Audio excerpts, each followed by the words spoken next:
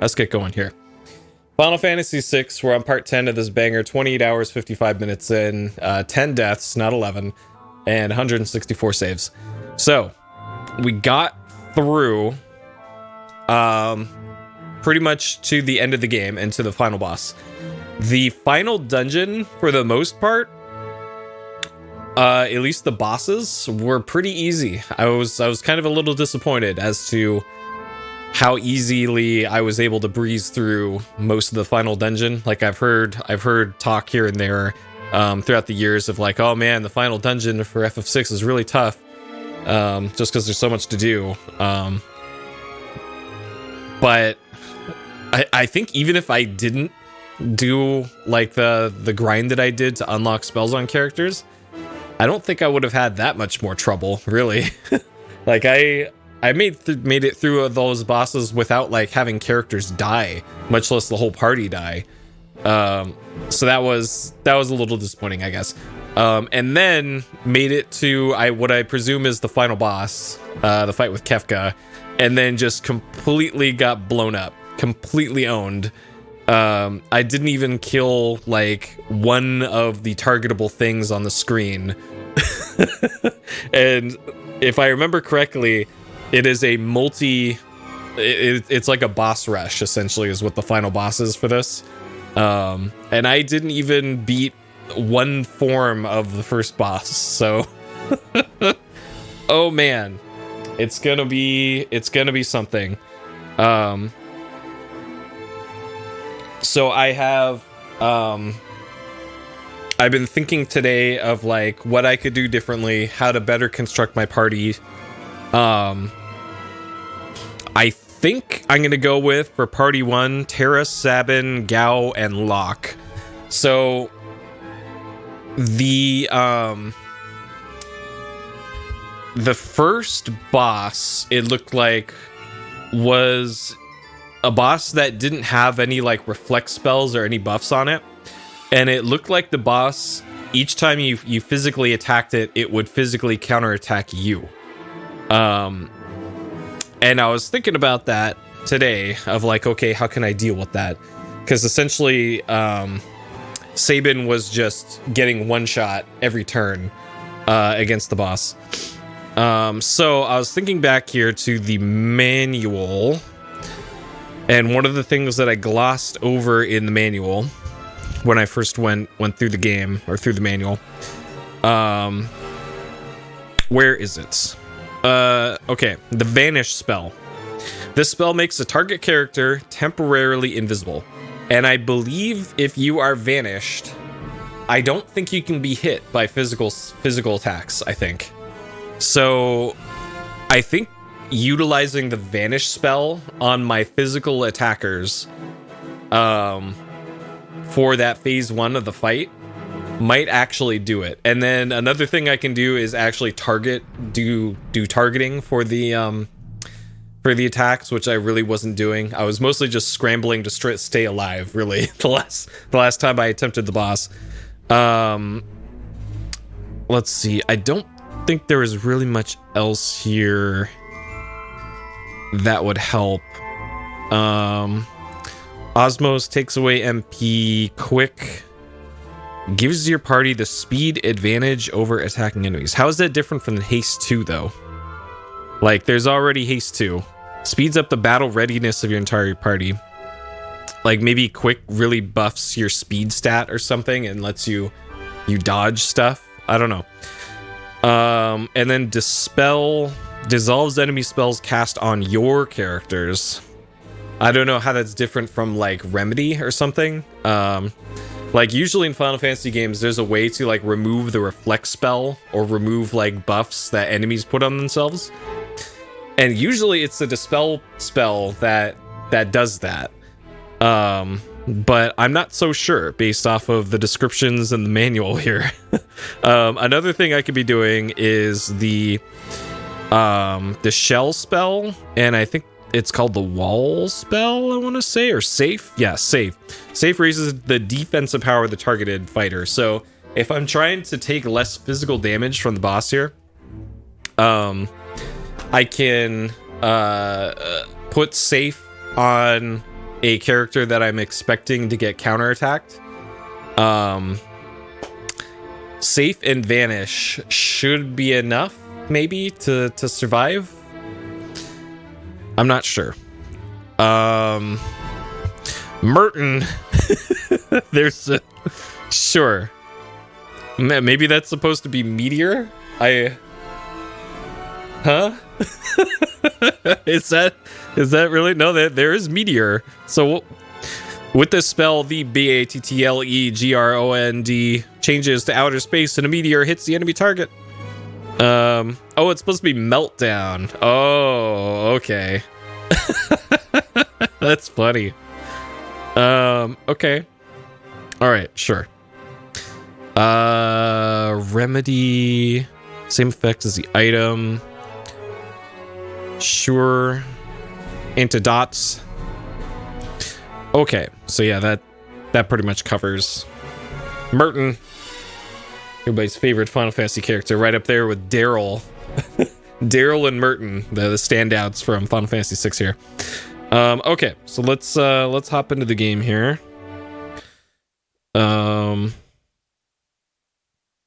If everything goes smoothly, this might take a half an hour, but if it doesn't, then this might take significantly longer than that. We shall see, though. I should point out, though, I did boot up the game this afternoon.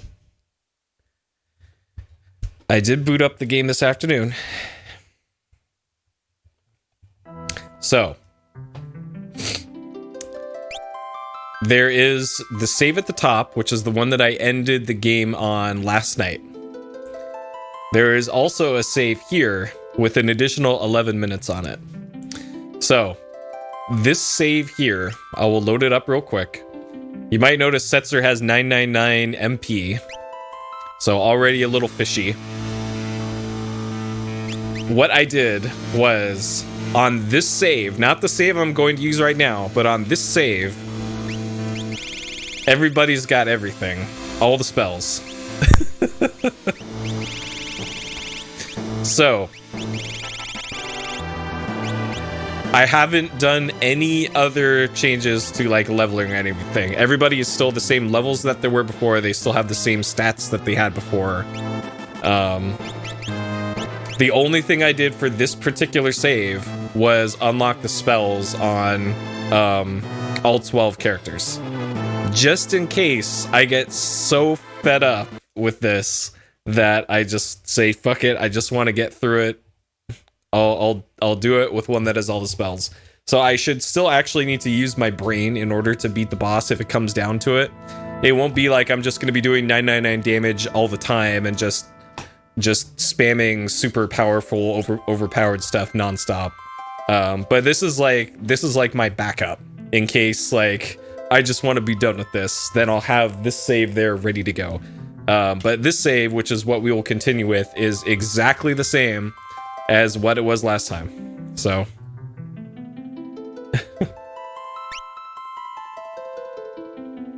all right, so you can see Setzer's got 380 MP, so we're on the level here. This is exactly where we left off last time. Okay. So I think we gotta sit through the long ass cutscenes again before doing the fight. So great.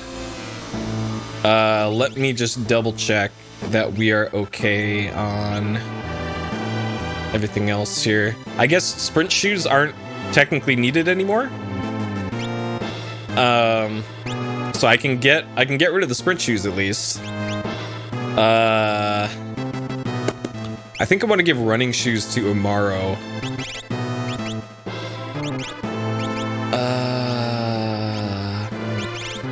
Zerk. Okay, we'll do amulet. Okay. All right, so yeah, I just now realized I probably don't need sprint shoes on anybody anymore. Oh, I didn't turn on my heart rate monitor. Okay, sprint shoes to something different.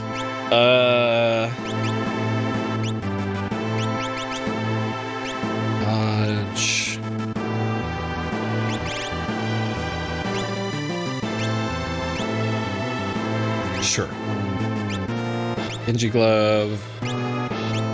Okay. Okay. And then Umaro is gonna get the running shoes.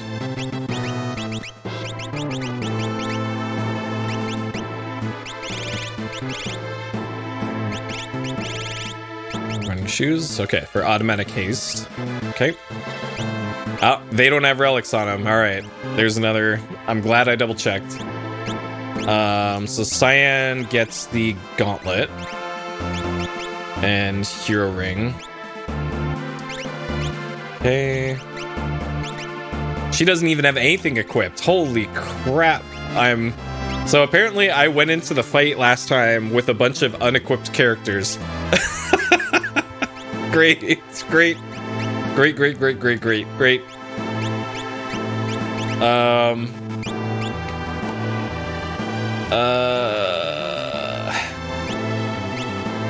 No wonder I got my ass kicked.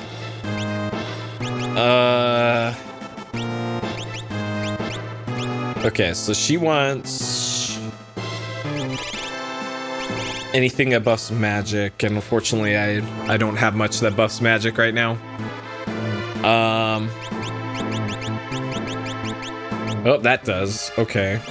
56. Okay, barrier ring. And I'm still not sure what makes body cold. No idea what that does.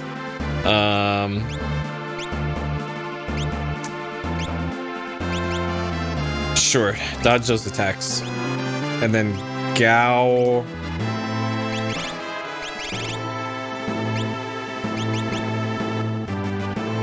Hyperist. And doubled HP, sure.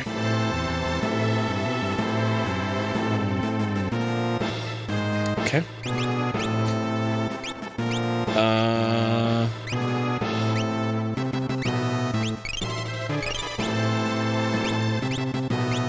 Okay.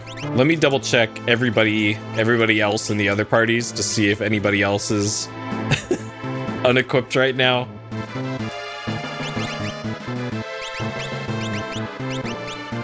Okay. Okay.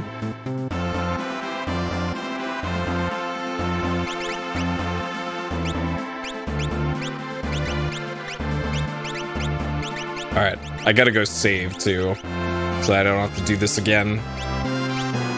Because I'm not that confident in being able to actually do this.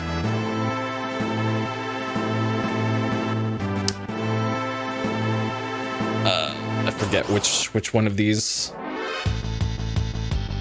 goes to the save point. I should have gone to the save point with the other characters.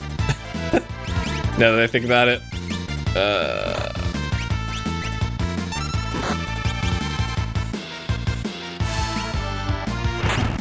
Alright, let's suplex these dinosaurs.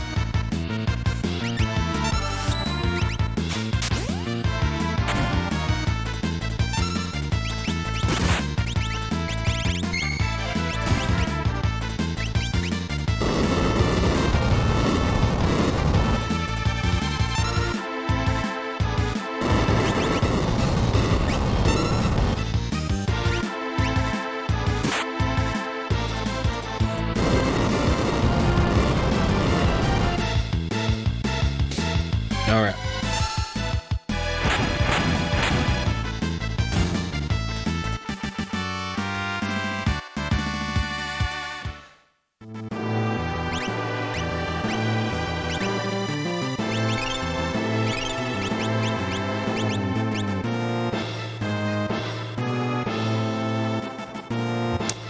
Can't remember if this is the way back or not.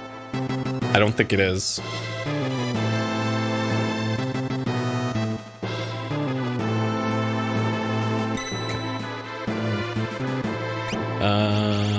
Tense. Oh, this is all the way back. Shit.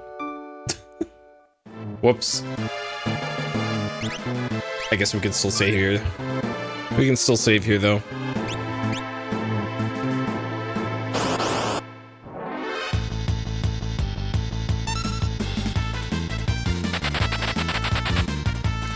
We will put the sprint shoes on, though.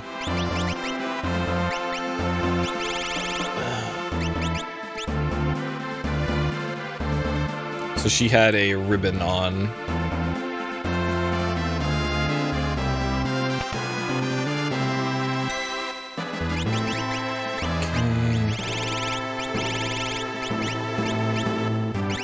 Okay. Now we should be good to go.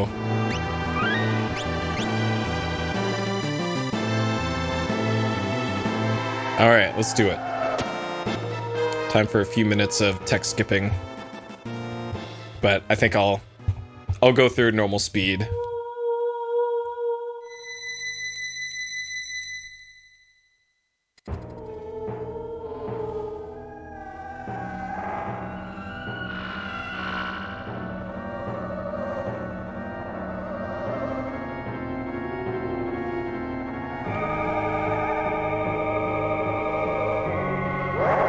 Welcome, friends.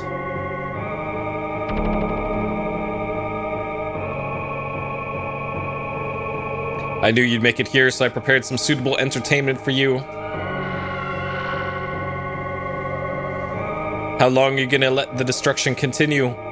I've tapped into the ultimate power. Observe. Such magnificent power, you were like insects to me. I will exterminate everyone and everything.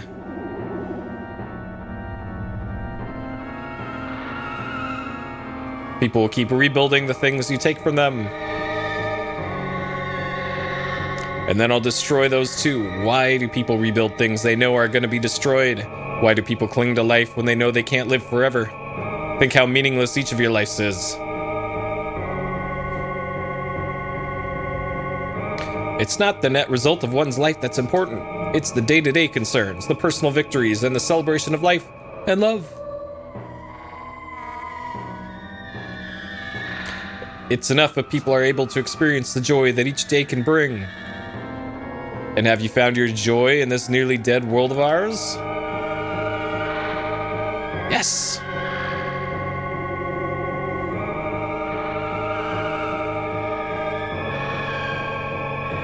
I know what love is, and I have learned to celebrate life and the living. My family lives on inside of me. It is my dream to build a kingdom in which I can guarantee freedom and dignity. I've come to experience anew the love of my brother. I have met someone who can accept me for what I am. And I have a brave grandpa who will stand by me through it all, except right now. My friend's airship and her love. I have my friends here. You, my friends, me, ooh, all of you. And Umaru and Gogo just don't care. This is sickening. You sound like chapters from a self-help booklet. Prepare yourselves. Now for my next trick, I'll make you all disappear. Kefka, you don't know what you're doing. Stop. All right, then he shoots lasers at the world for a while.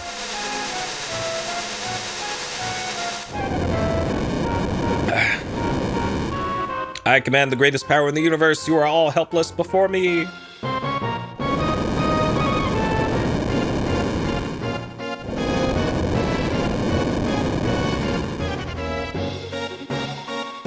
I will destroy everything. I will create a monument to non-existence. Life will go on. There will always be people and dreams. No, I will hunt them down. I will destroy it all. Destroy, destroy, destroy. We will not allow you to harm another living thing. Hee hee hee, but what fun is destruction if no precious lives are lost?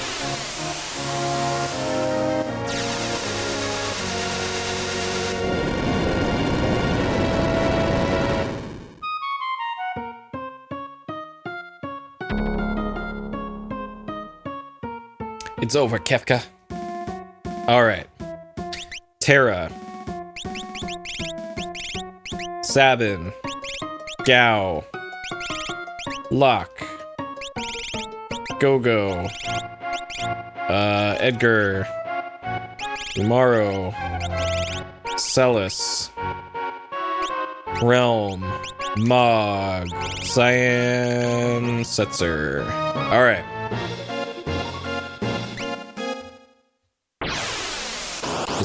do it.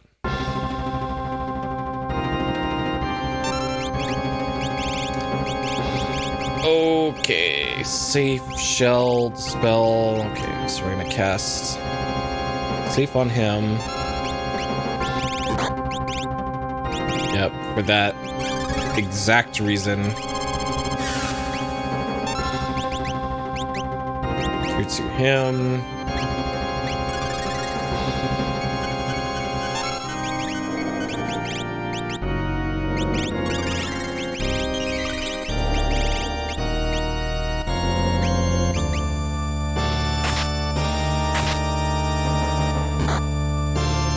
Okay.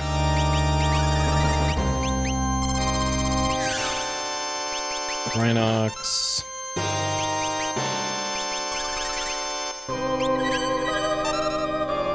Perfect. He did the thing on exactly who I wanted him to. Okay.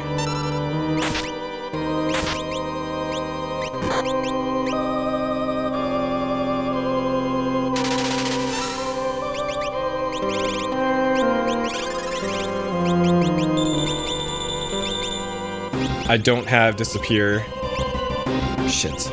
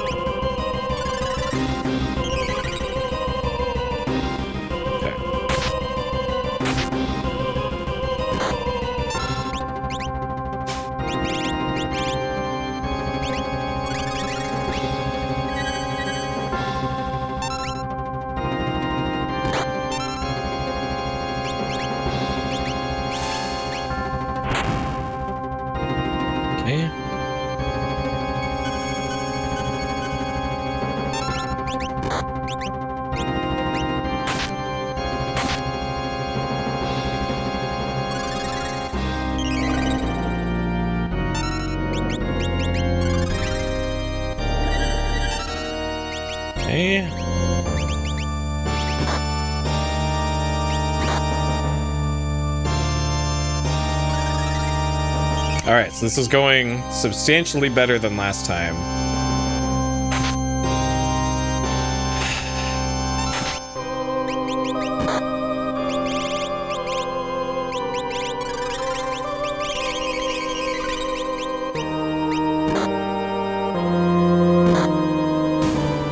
Okay, so there's one down.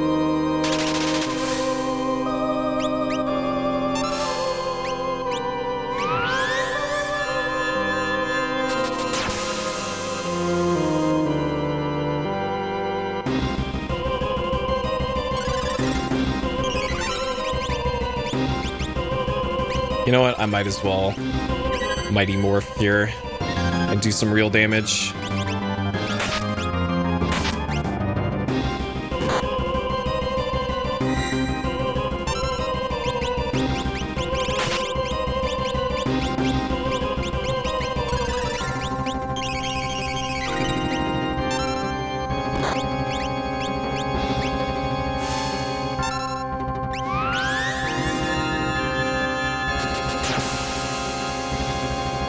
There we go. That's more like it.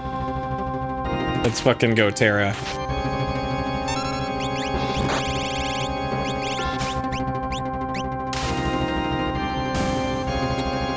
That you can instant kill the boss?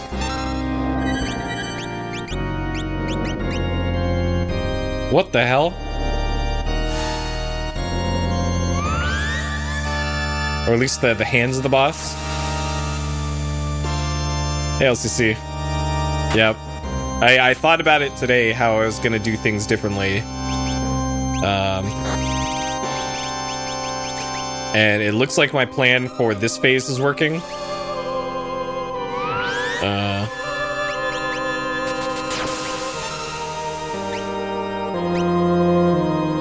Uh-oh.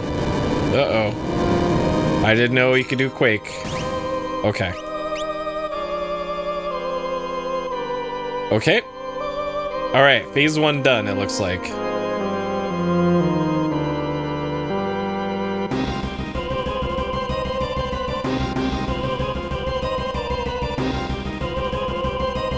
Oh man, look at this phase.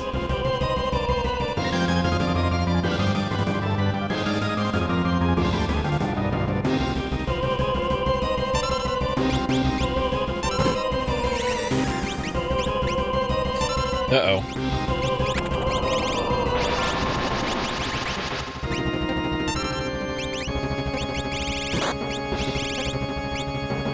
Let's,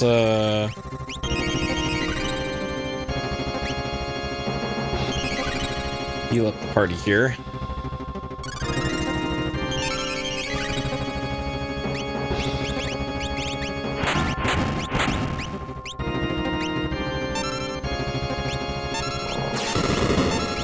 Sarah.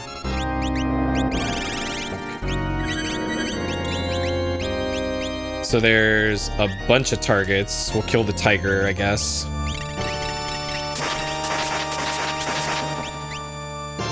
Oh no.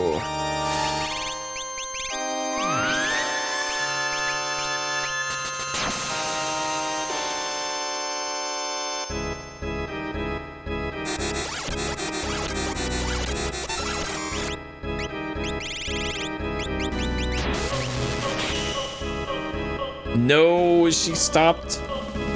I think she got stopped. Shit.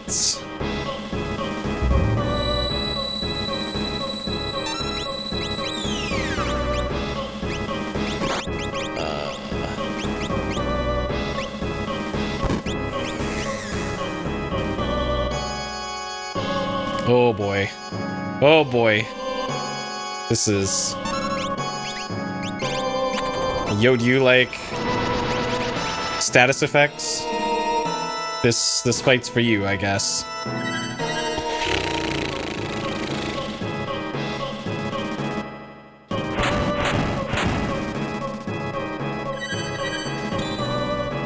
Okay. Auto life coming in clutch here. Well, he's probably dead though. Annihilated. Okay.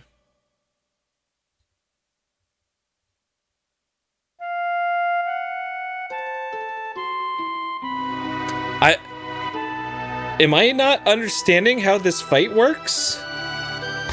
What? What's the point of typing in all of the characters into that big fucking list if you can't use them? I don't get it. Like, are they really expecting you to do a boss rush with... Okay, I guess this changes what characters I'm using. Like, because what I was doing there was hitting left and right on the D-pad to see if there was like a swap out character command or something in there. And it didn't look like there was one.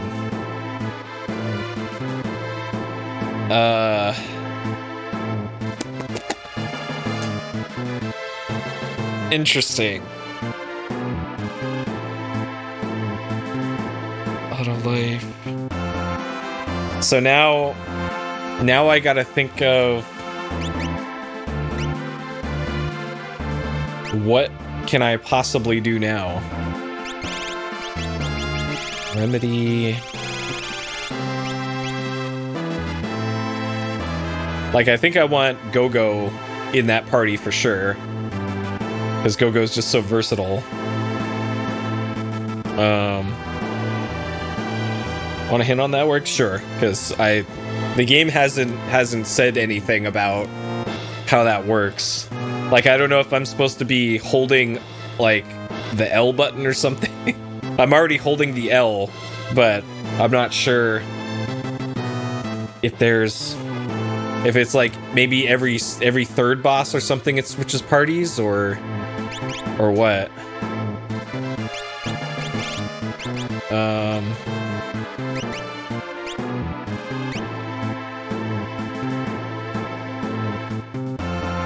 Oh, at the end of a phase. Oh. Okay, that's how that works. So a party wipe is still a party wipe.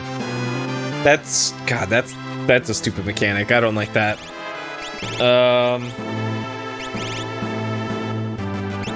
Somebody does have Vanish, apparently.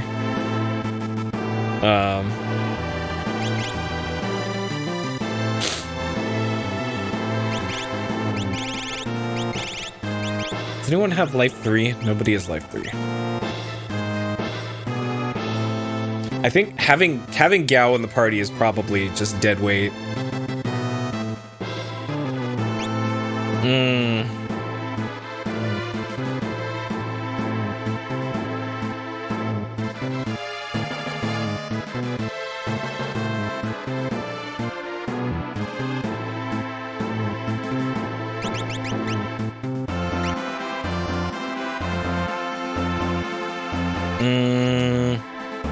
Okay, well, fake mustache isn't gonna do it either.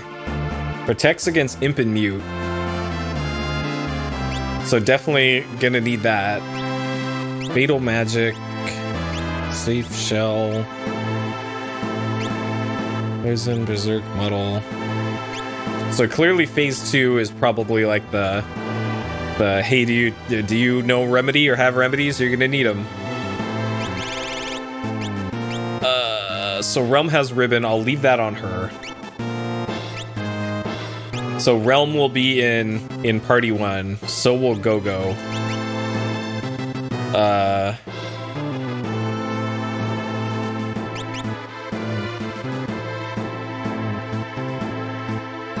I'm thinking Terra, or maybe Celis, Realm, Go-Go, and Sabin is the party I'm going with there, and then past that it kind of doesn't matter. That's what I'm thinking though.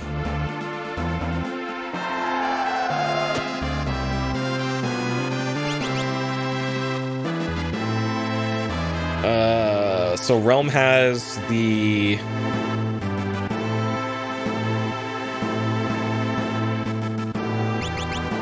okay, what does he have?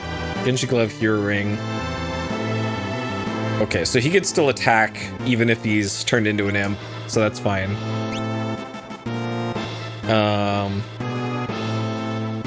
So only Celis needs to have her equipment changed a little bit. Barrier Ring, so we'll change that to the white cape. And I don't know what the Zephyr Ring does. Zephyr Cape dodges attacks. Sure. Unless I want automatic safe and shell, but I think those will wear off maybe. I'm not sure if those will just persist for the whole fight. Whereas I know this will cause more magic. Magic block percent of 89% should be pretty good on her.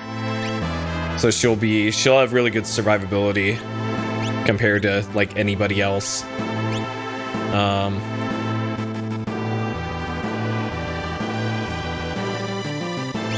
Okay.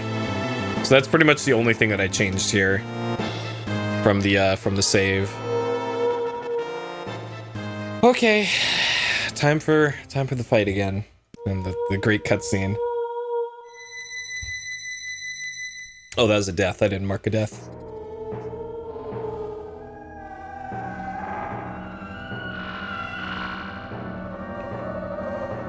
Alright, so it's gonna be Celis, Sabin, Go-Go, and Realm.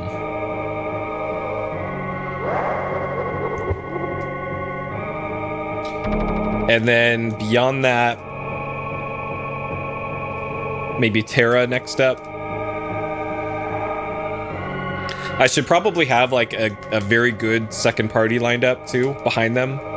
Of at least another 2 casters and 2 physicals.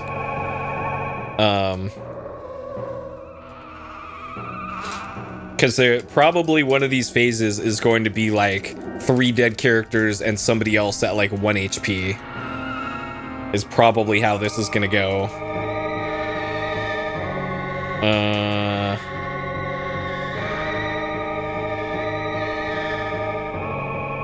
This is probably also another place where it would have been nice if I had Strago with me. Strago and Shadow. But it's too late for that now, I guess.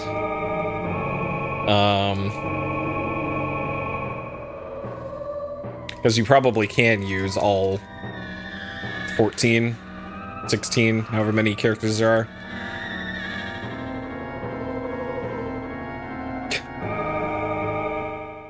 Actually, I accidentally ran into today while I was looking around and doing the Game Genie stuff. I actually figured out how you get Strago, and I can't believe it didn't occur to me the other day.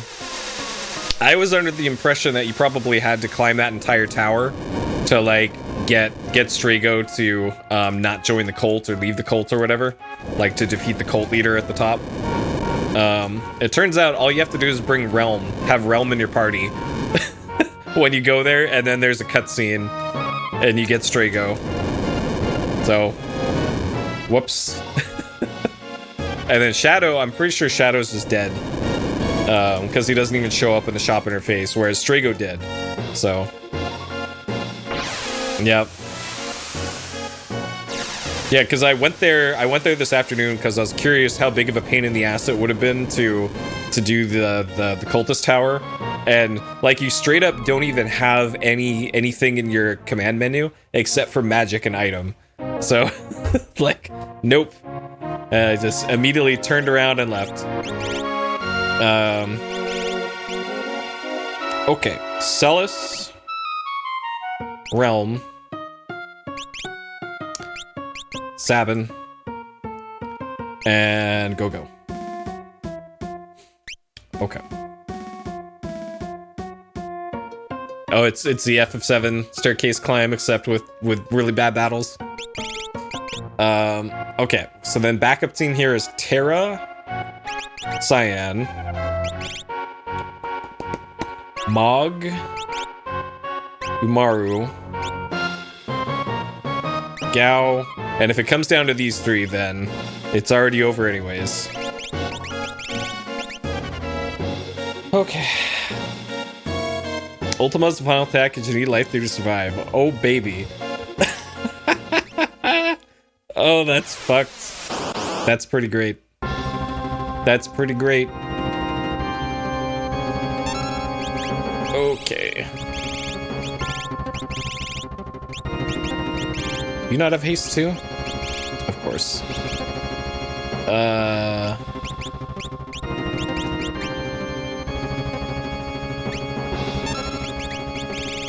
Our polarity. Okay. That put everyone in the back row, I think.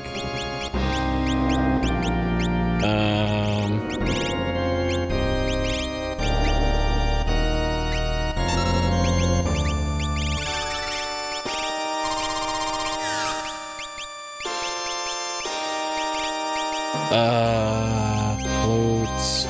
I thought I have Vanish. Do you have to cast Vanish, like, outside of...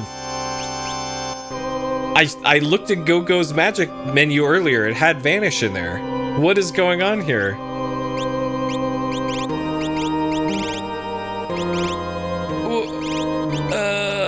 Okay, sure.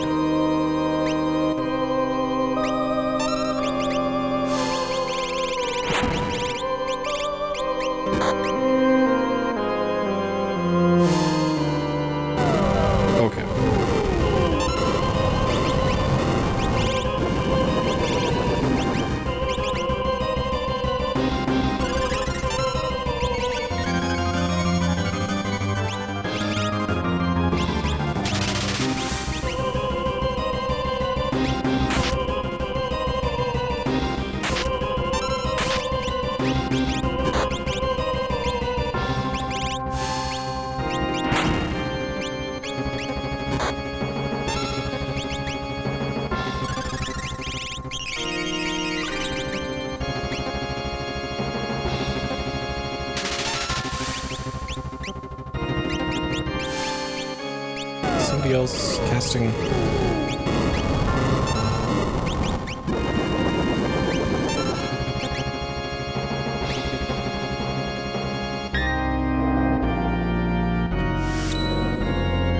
Realm, please cast Cure 2 before all these go off. Okay.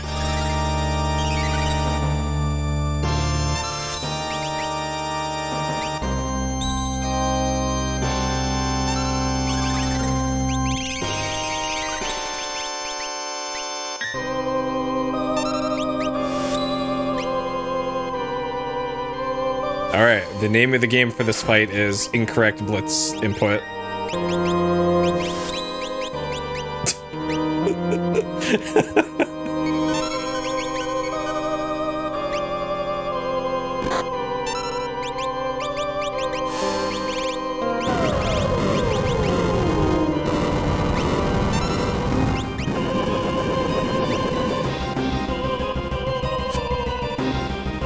Oh, nice. She's got some sort of cape attack.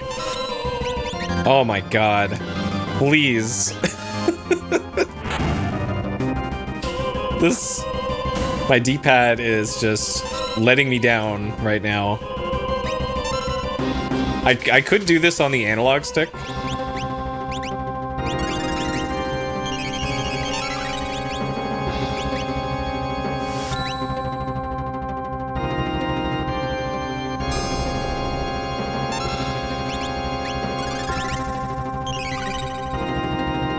Okay, I'm using the analog stick.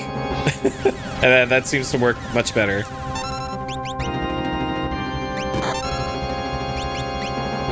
Okay, way easier on the analog stick.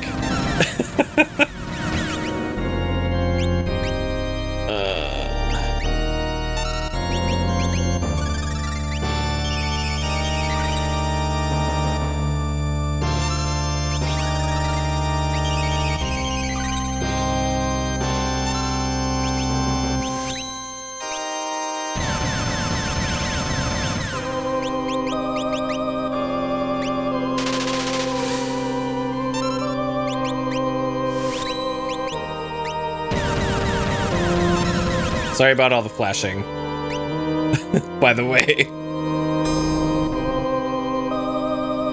I don't know why this is the first time that I've seen this boss do reverse polarity.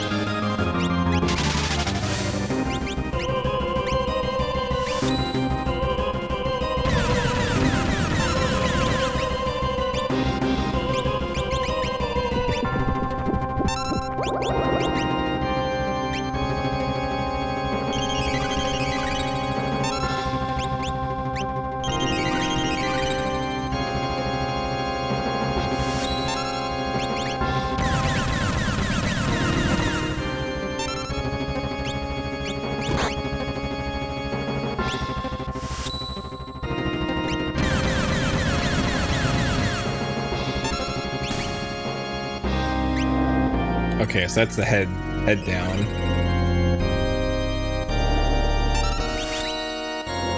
All right, Go-Go and Sabin just going in. Okay. All right, phase 1 complete. Now phase 2 gonna go much better this time probably. Because I think most of them have protection from...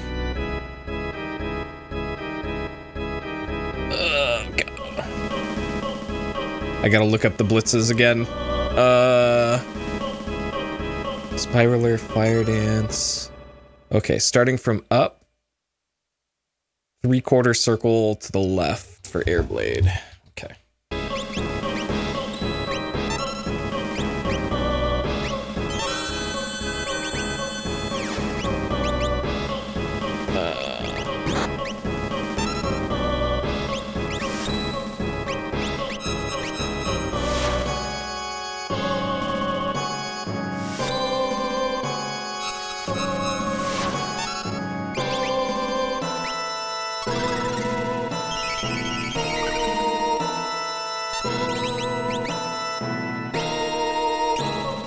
Nice.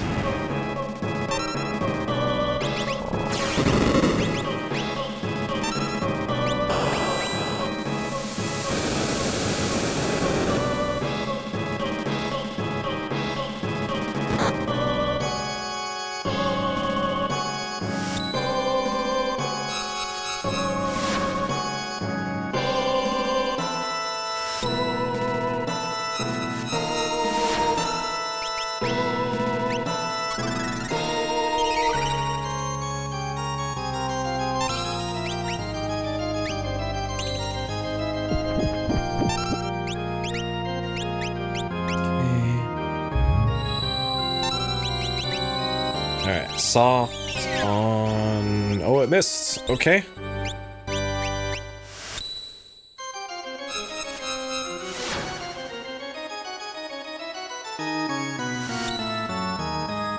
Alright.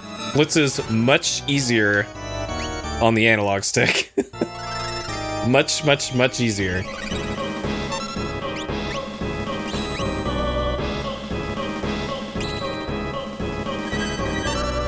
Okay.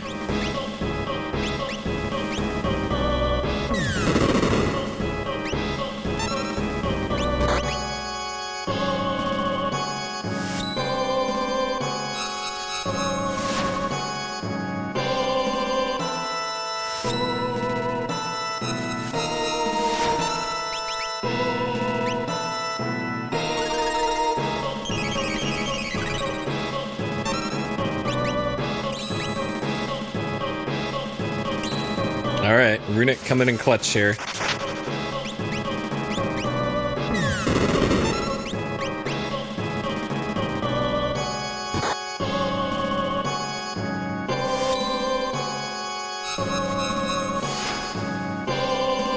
How are none of these dead yet? Come on. This has been like 10 rounds of this.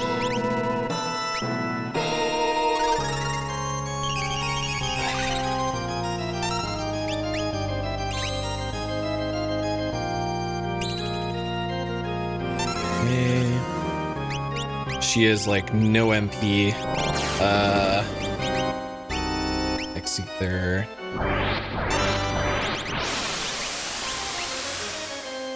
That's gonna freeze people.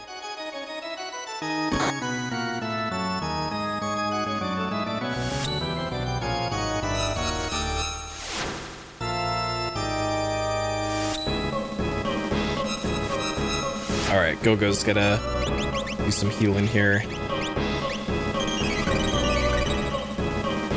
Okay.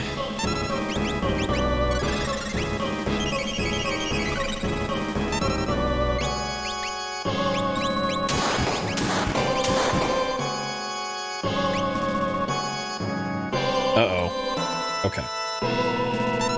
Dude, this is so many attacks. Holy shit. Alright, who's dying? Probably, yep. Okay.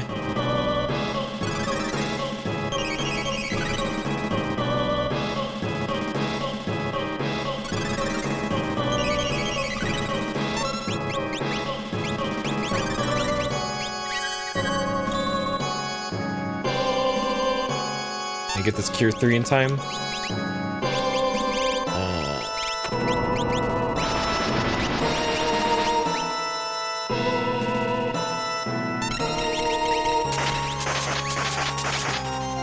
Alright, we're in damage control mode here. Are you fucking kidding me? God, ugh.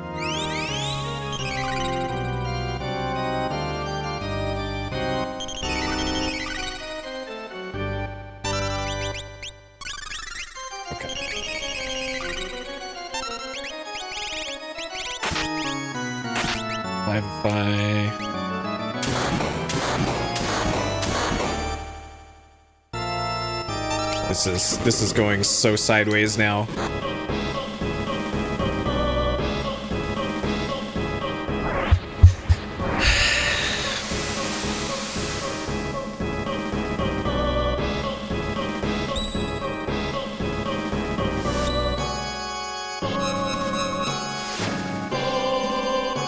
How are none of these dead yet?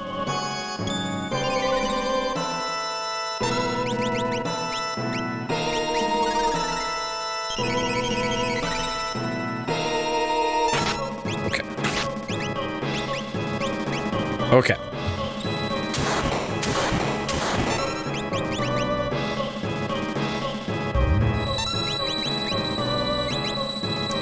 That's Realm. Gonna sell us. Please stop it, boss. Oh, great.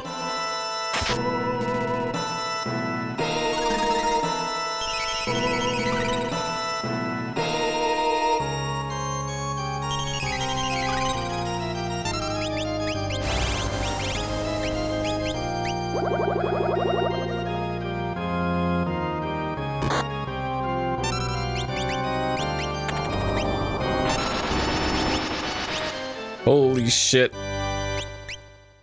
Dude, this is... Okay. I clearly need to be doing single target attacks for this. Wait, why is Go-Go... Is Go-Go zombified? I can't even tell.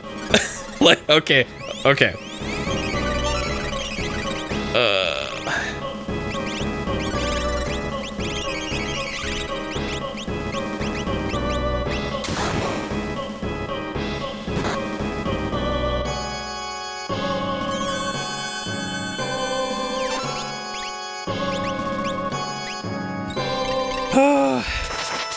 Man, this was going so good, and then just holy shit.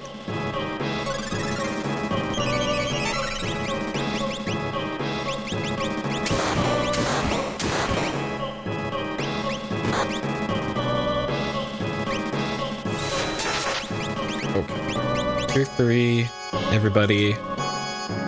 Please don't kill Go-Go. Go-Go's the only one to cure 3. Okay.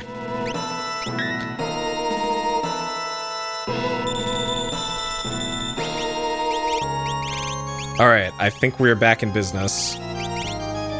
Holy shit. Alright. Okay. We're back in business.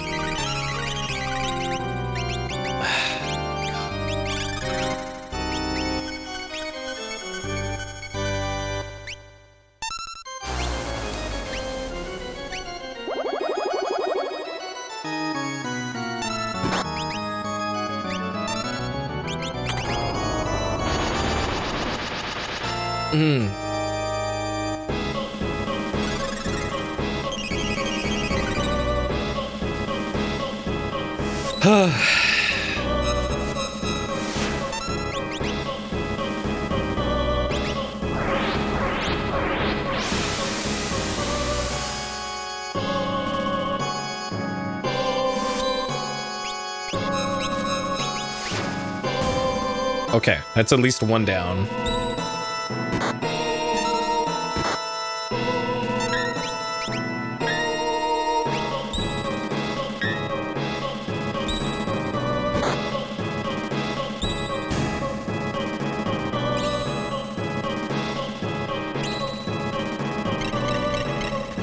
Okay. I don't want to accidentally end the... Okay. Hey, pros.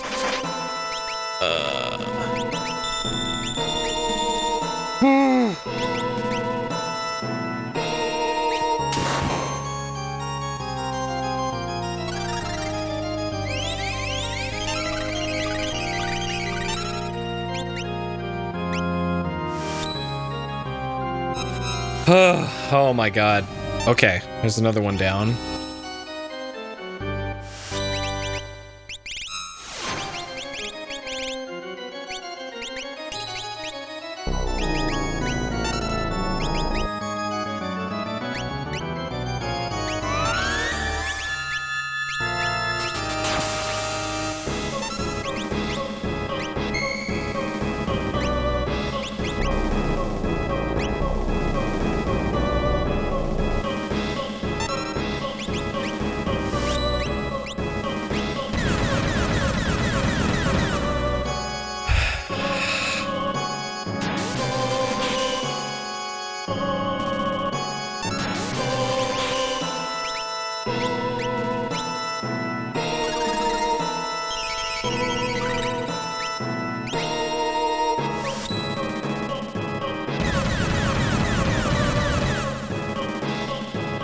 Alright, I haven't been paying attention to Celus's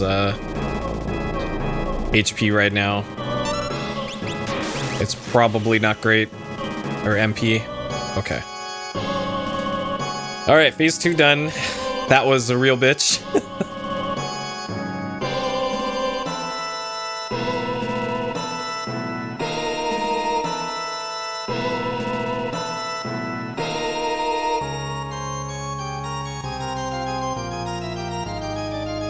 It looks like there's 2 targets here.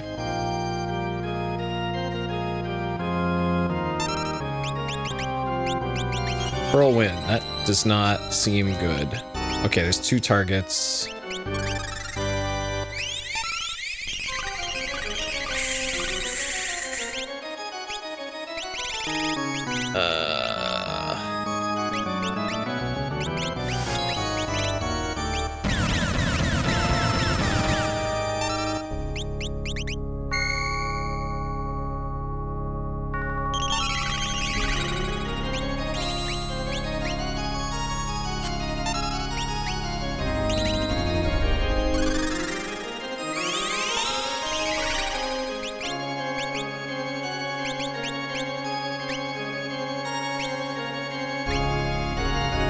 Merton! Oh no! There's Merton! What? She wasn't at 0. Bullshit.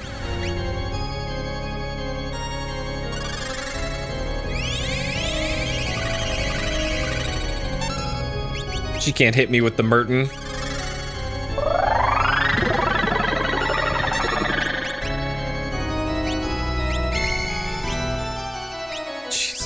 Dude.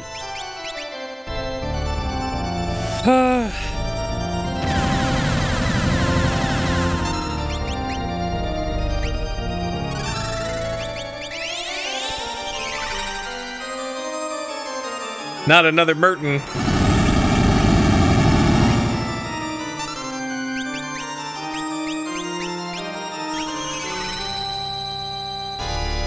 I don't know if I'm out damaging this heal. Or not.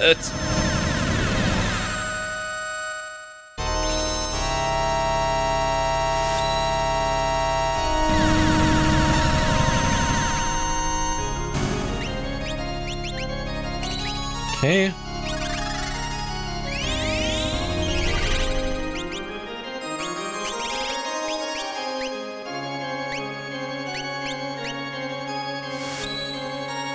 What? No!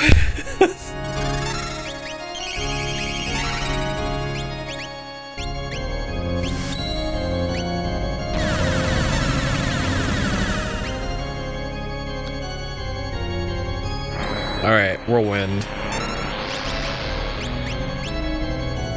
There. Okay.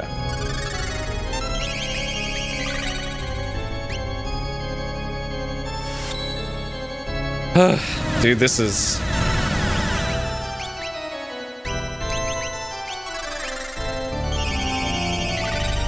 This is tense. Like, I'm so nervous. I'm waiting for the party wiping attack here.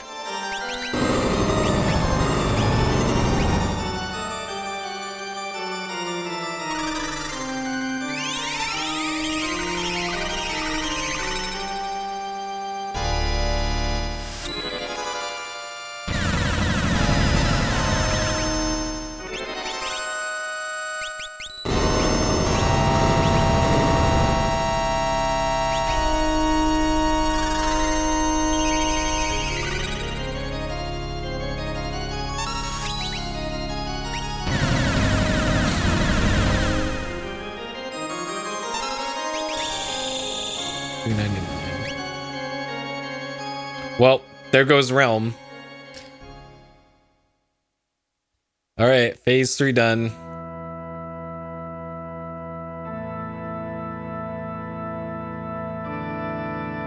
And there goes Realm. I forget who's next up on deck. I think it's another caster. I think it's Terra.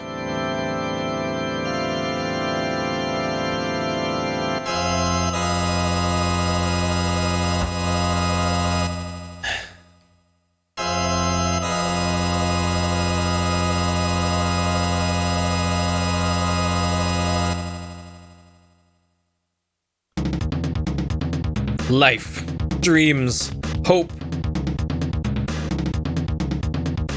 Where'd they come from? And where are they headed? These things I'm gonna destroy!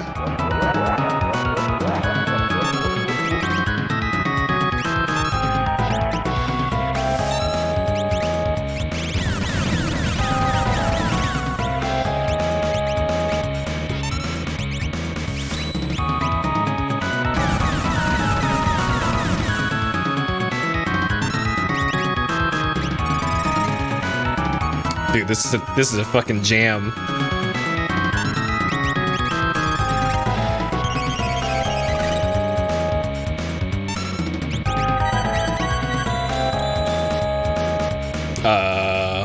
Okay.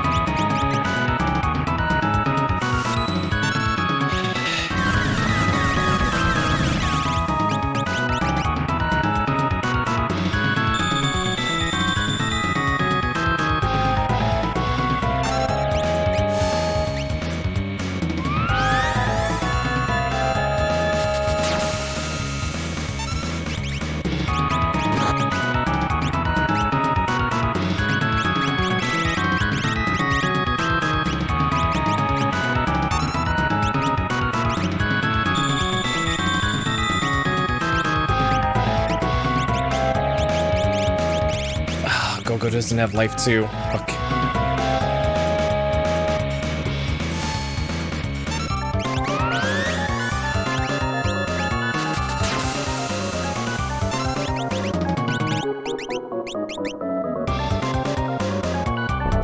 Oh man, this is tense.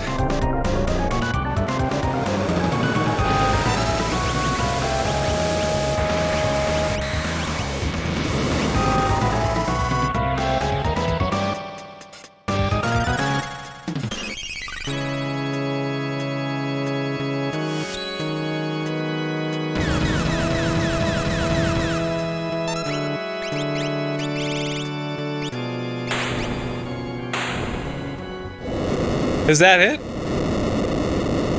No way. The ATBs are still going. That can't be it. That can't be it.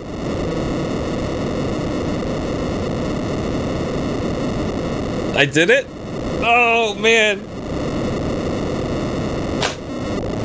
There's no way a death animation as long as this can't be the end.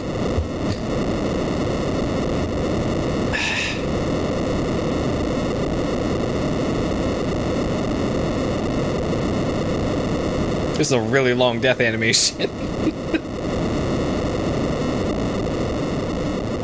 Still going.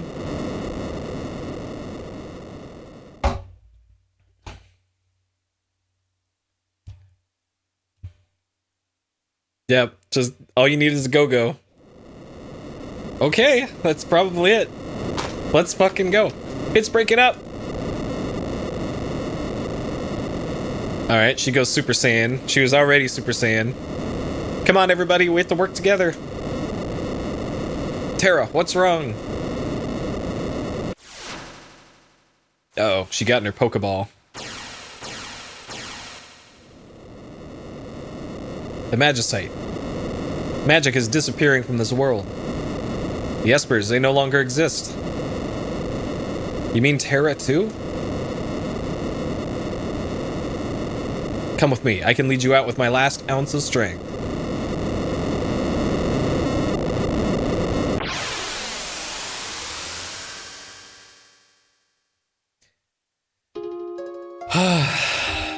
Man.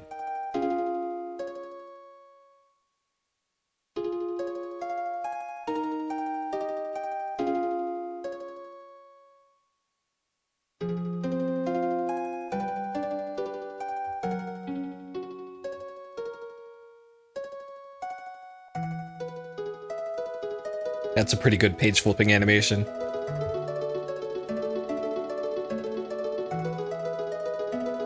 They must have rotoscoped that.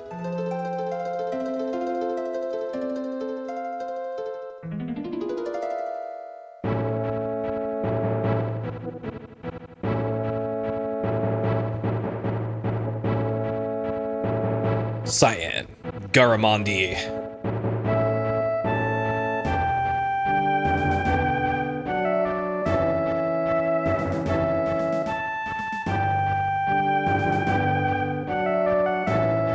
Cyan, think you can handle that switch? Machines, I hate machines.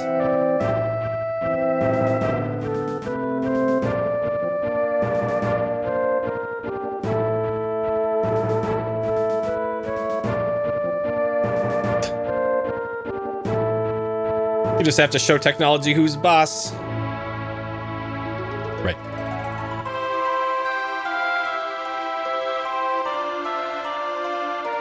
Setzer as Setzer Gabbiani.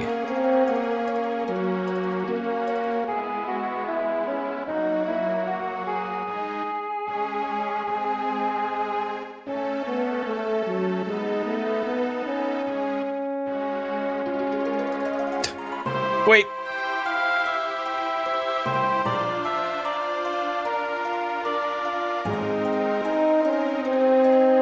Let's go that way. Sometimes in life, you just have to feel your way through a situation. Daryl, I'm starting to sound just like you. All right, another Daryl name drop in the ending. Edgar as Edgar Roni Figaro. Sabin as Sabin Rene Figaro. I guess they do the character name as because you can rename your characters. So if we wanted to name a character Butts420, you would say Butts420 as Sabin. I didn't turn my back on the kingdom, big brother. I knew you'd be a better king. I trained hard knowing I might have to help you one day. Now I know why I have these stupid muscles. Edgar could have done blitzes this whole time, I guess. Lame. Mog as Mog.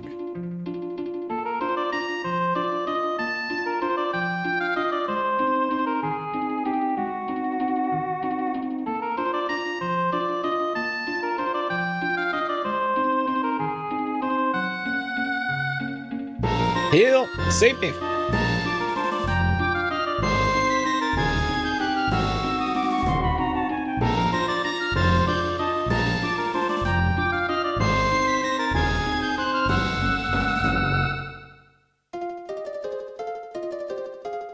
The hair, watch the hair. Right.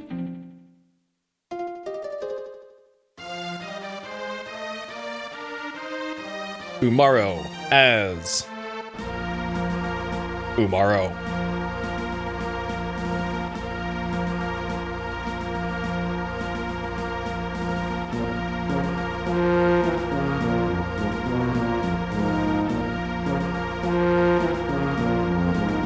It won't open. Ooga. Look at that. Giga Chad. Umaro is still the best character in this game by a long shot. Ooga. They shouldn't have made him a secret character. He's just might as well be required. Go-Go as Go-Go. Go-Go ended up being the most clutch performer in the final boss. So glad I got Go-Go. Both buttons have to be pressed simultaneously. Go-Go, watch Celis and do exactly what she does.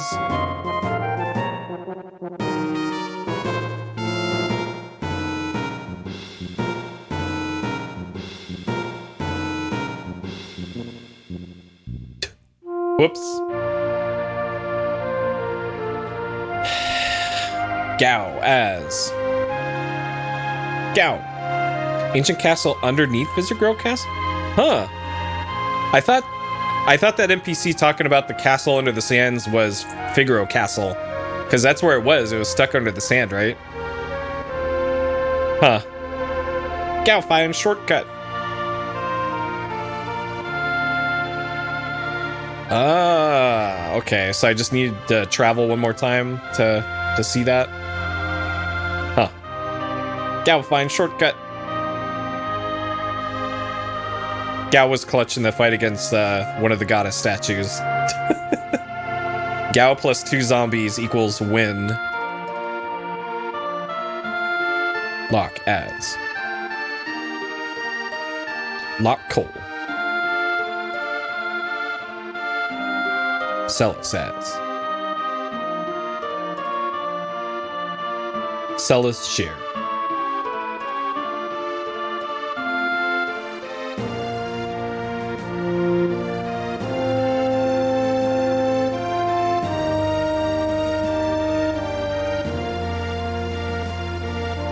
Come on, the floor's about to break apart. What did she drop? Is that a sash? Did she really have to go back for that? Look! I will not let go. I promise.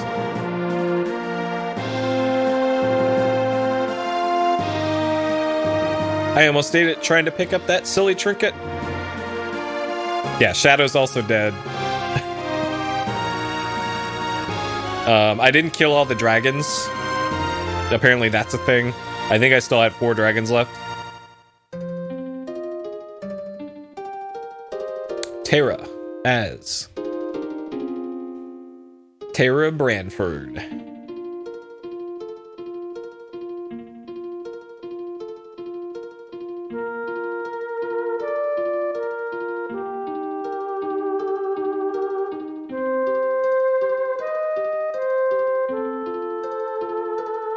Father?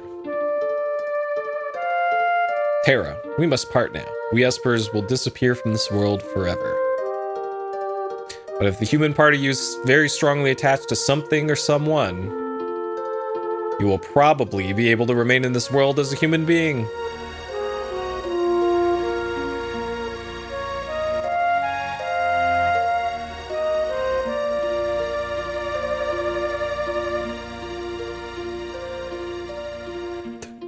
Alright. Realm as Realm Arrowknee.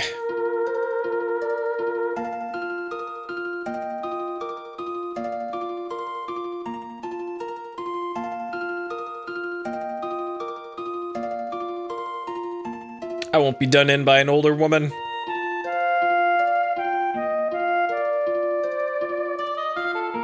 Wait a minute, lover boy.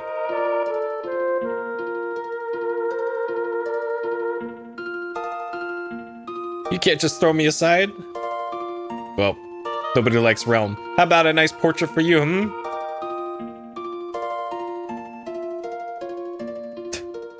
Sure. Shadow as... Oh, rip Shadow. Shadow as Shadow.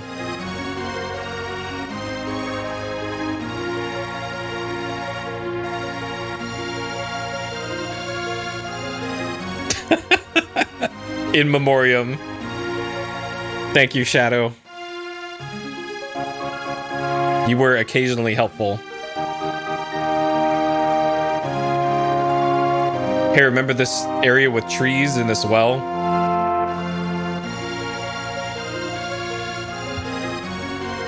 I think that's the Masa.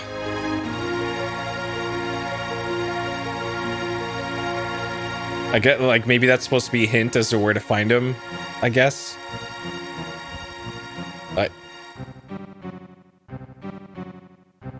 Strago as Strago Magus.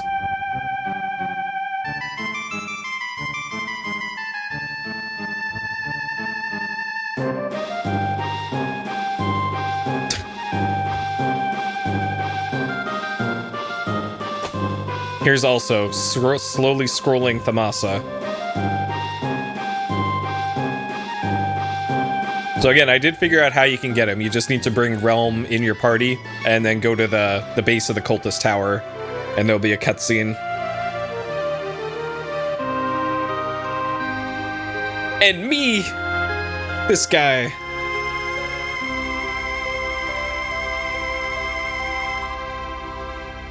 It's me.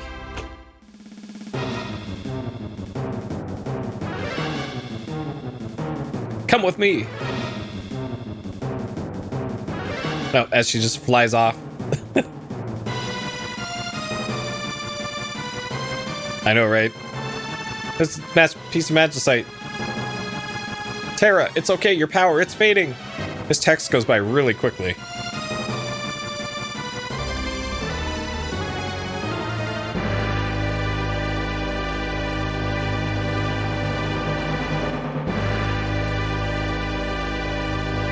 Terra, your strength is going.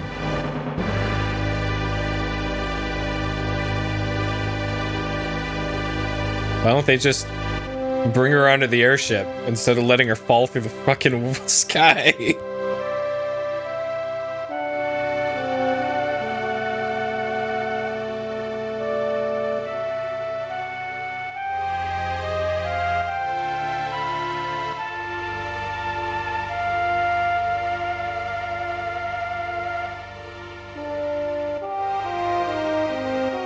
Do it right, Katerin. Gotta hang in there.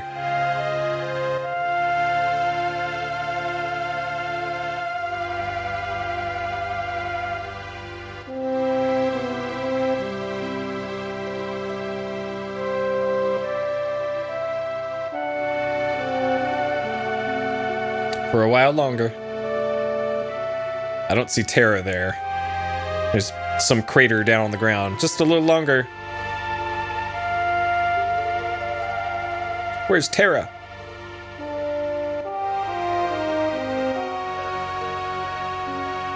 Terra! Oh, okay. She did make it. Push her overboard. Thank you, Setzer.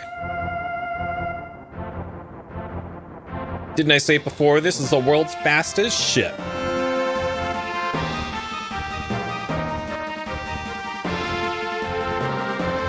That's what they end the storytelling on.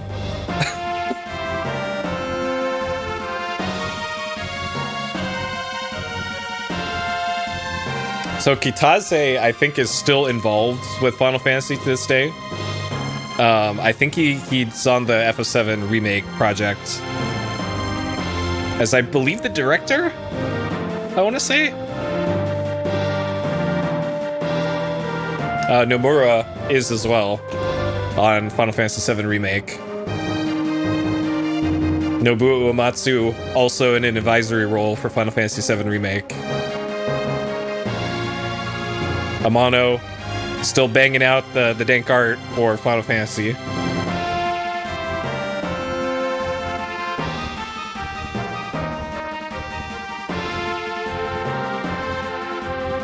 Oh, the 13th producer?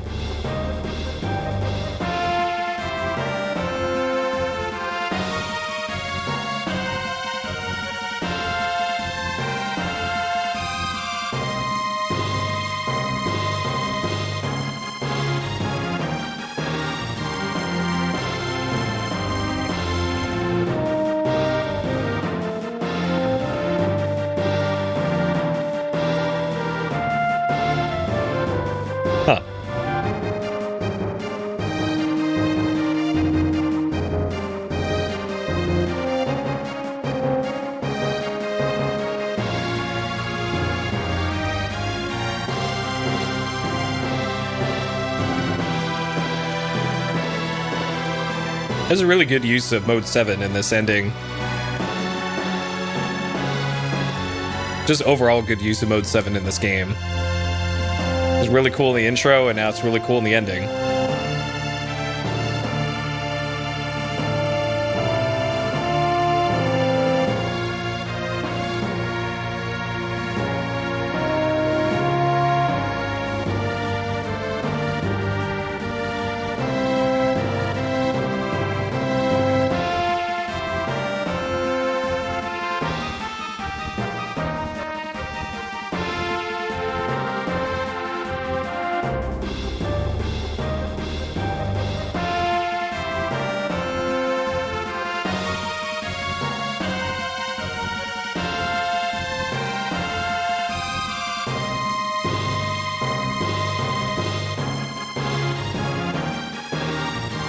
Yeah, they push the Super Nintendo as hard as it goes. Our boy Ted Woolsey, remake planner.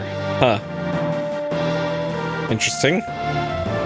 Maybe that probably means editors, I guess.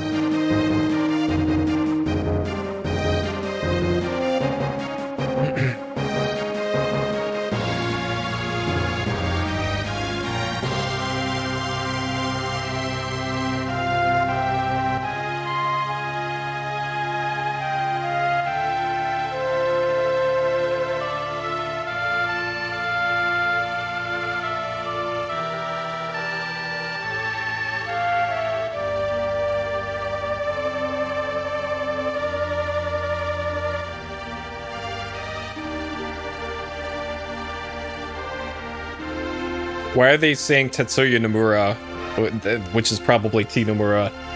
They're giving him a tester credit too. Hey, did you test your code? You're a tester now. Congratulations.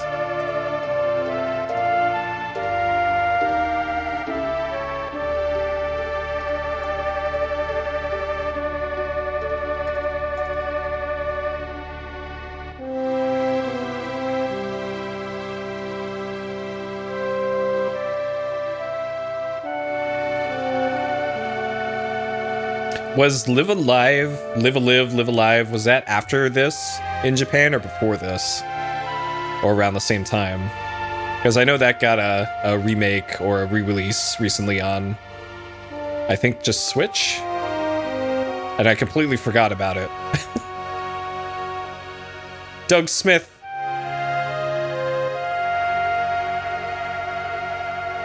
It was a late SSC release?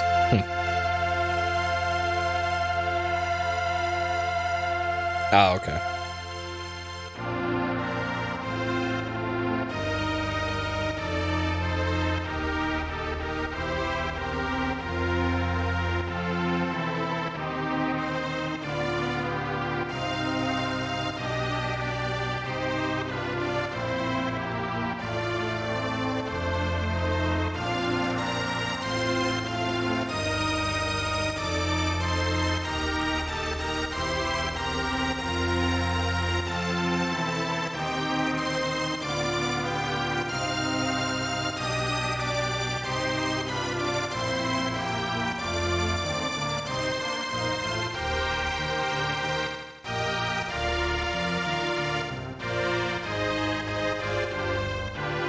Maybe they should rebuild this village rather than sitting around in the basement.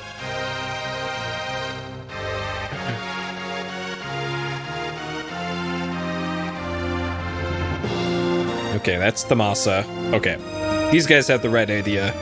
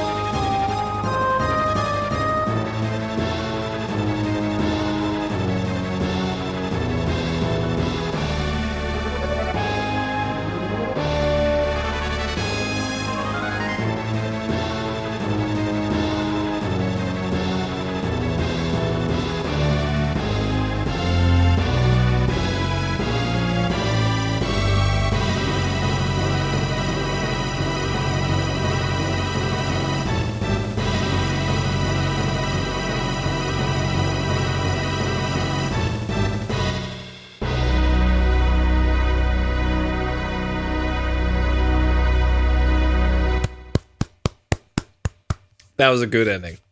I like that ending. Okay. And I think like a lot of the Final Fantasies, once it gets to the end, I think you just can't do anything. They just want you to just turn off your system. I'm pretty sure there's nothing after this. Okay. And then they give you the prelude.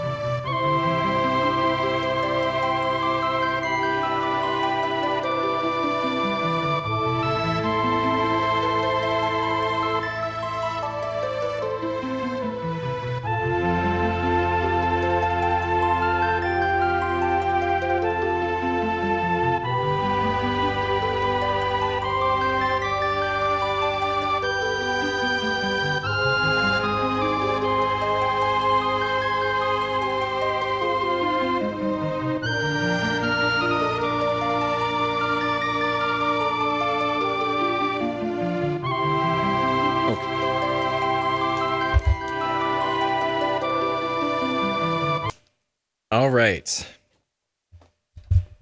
Final Fantasy 6, huh? Cool.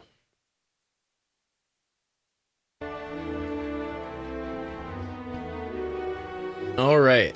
Let's wrap up this one, shall we? Okay. Final Fantasy 6. Done in 10 sittings, 30 hours, 13 minutes. 11 deaths, I guess? Sure. 166 saves. Okay, just making sure my information checks out. It looks like it does.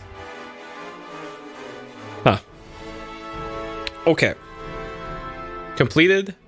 Yes. Cheated? I had a cheated save ready to go in case I wanted to just bail on the Kefka fight and just see the ending. Luckily, it didn't come to that, and I went through it with everything that I earned in this playthrough. So this is a legit playthrough for this. Okay, things I liked. Really great art design and sprite work.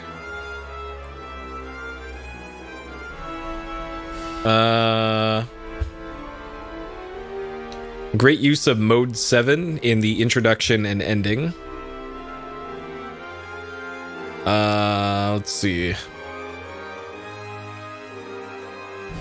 Storytelling had a great mix of serious and slapstick,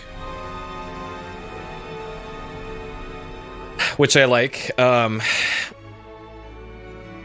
Like that's kind of the vibe of Final Fantasy just in general, where a lot of them were like half serious, half a little bit silly.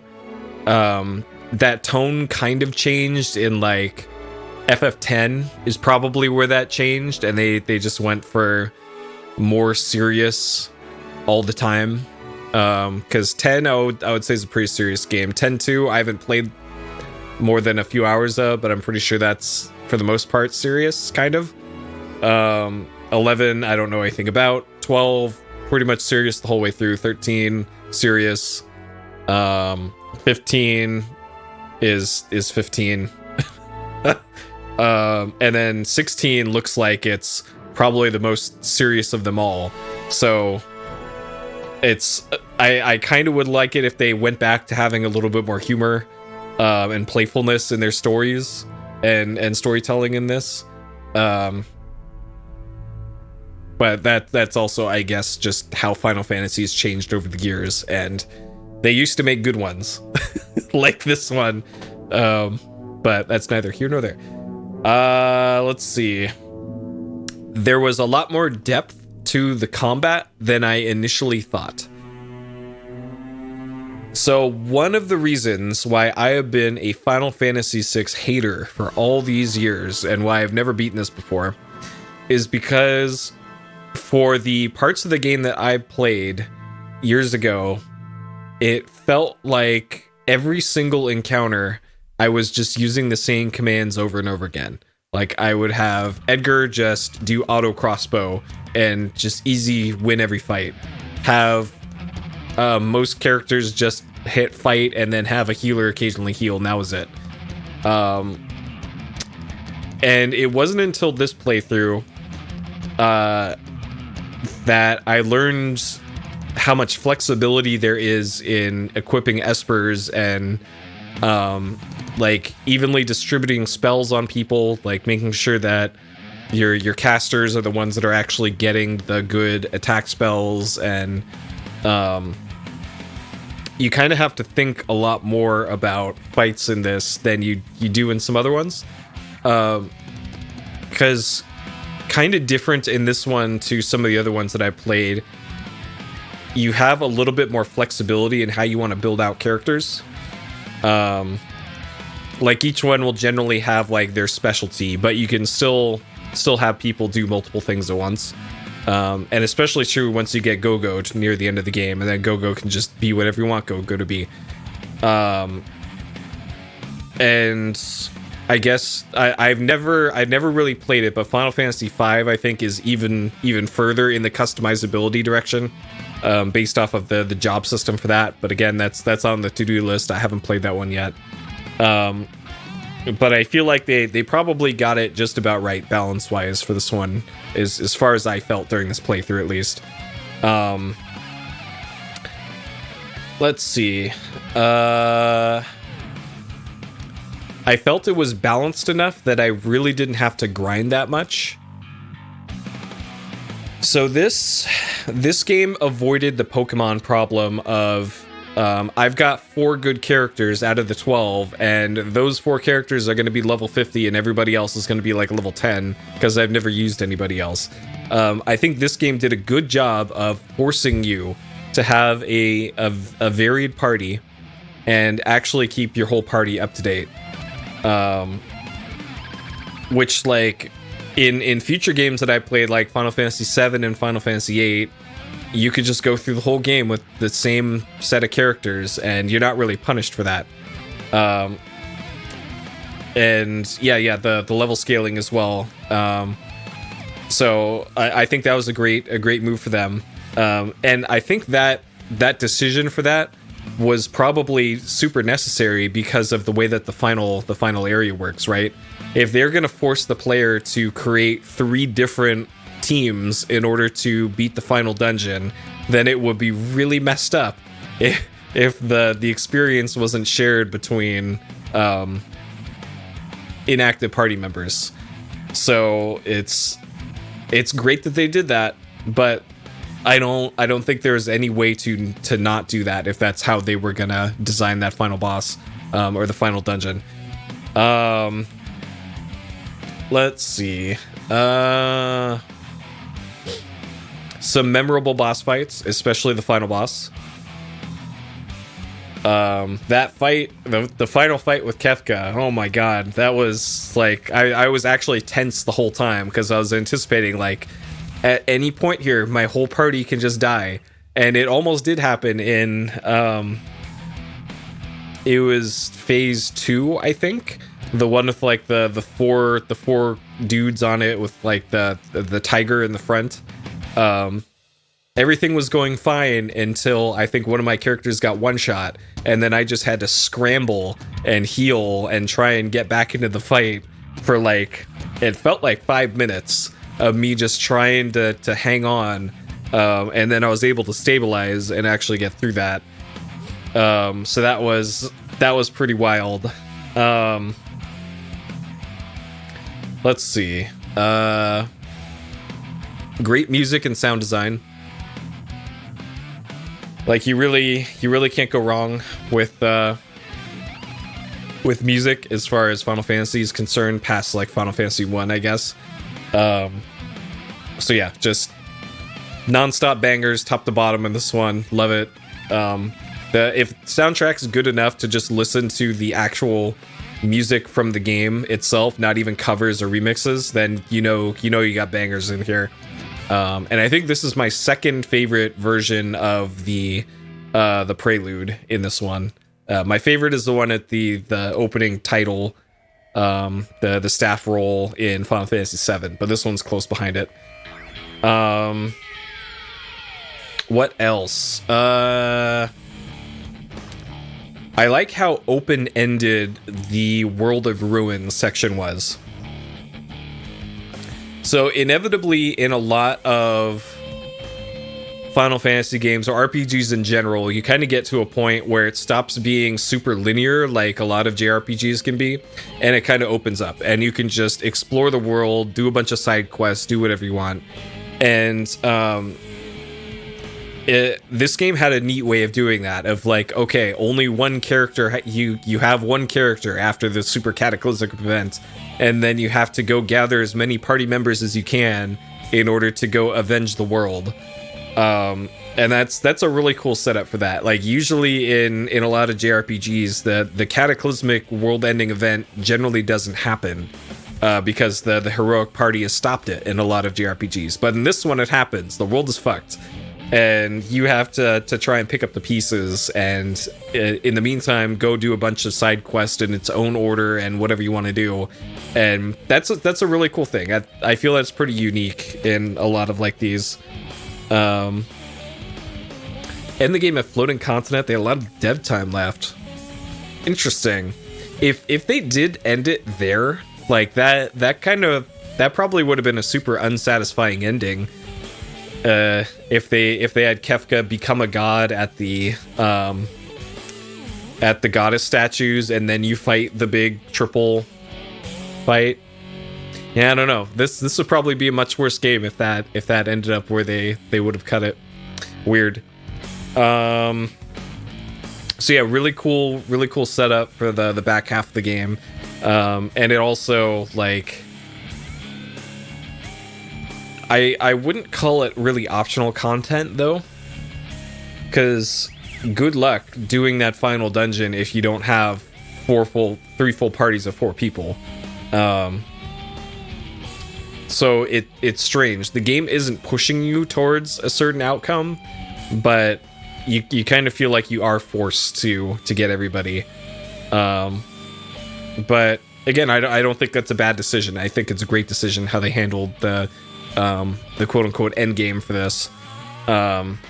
Just everything from the puzzles solving that you in the final dungeon, and then as cool as the Kefka fight ended up being at the end of the game, just fantastic end game for this one. Really loved it. Let's see.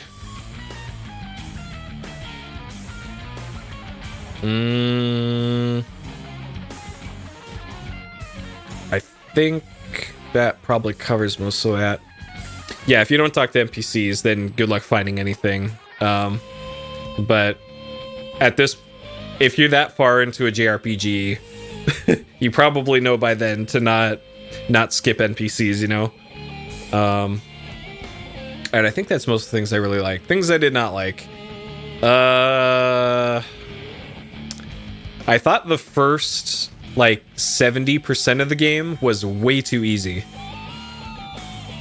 So, what I mean by too easy is that I never really felt like I was in danger of a wipe in, like, boss fights.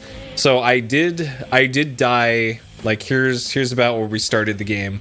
So the first death was about 20% in, let's say, and it kind of spiked up here, and then I believe this was the Kefka attempts, I want to say. I think I died to bosses. I died to Kefka twice, I think. Hey, Zach. I died to the minecart boss, escaping the Magitech facility. I died to that, I think twice. And then I died to another boss before that. But every single other boss, it felt like I could sleepwalk through. And the most dangerous encounters in this game, it turned out to be just regular ass enemies.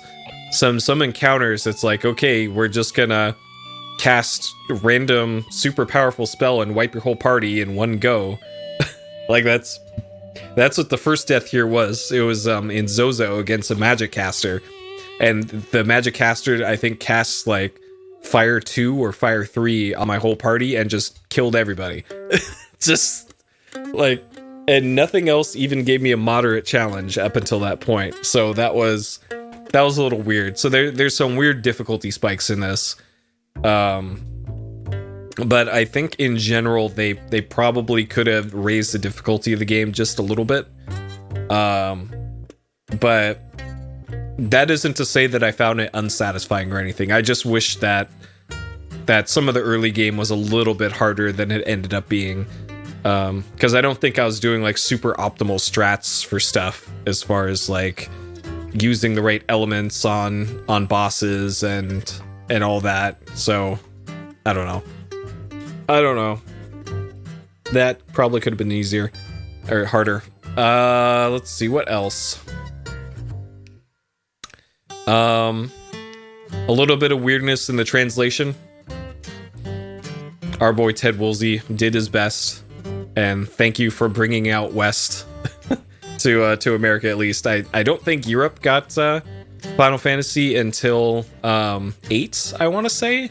So at least America got this, and we could enjoy these games in the 1990s, even though we missed out on Final Fantasy V until PlayStation. What else did I not like? Oh, we'll see. At least there's no Spoony Bard in this one.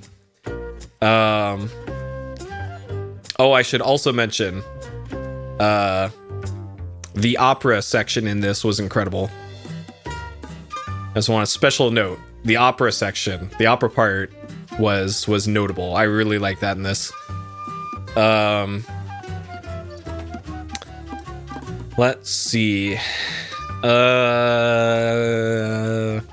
What else did I not like?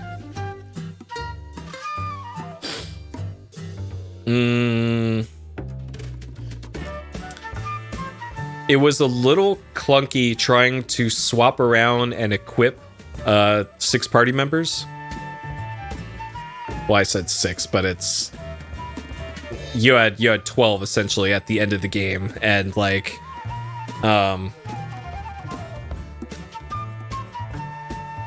yeah, encounter rate's a little high. Encounter rates are too high. There we go.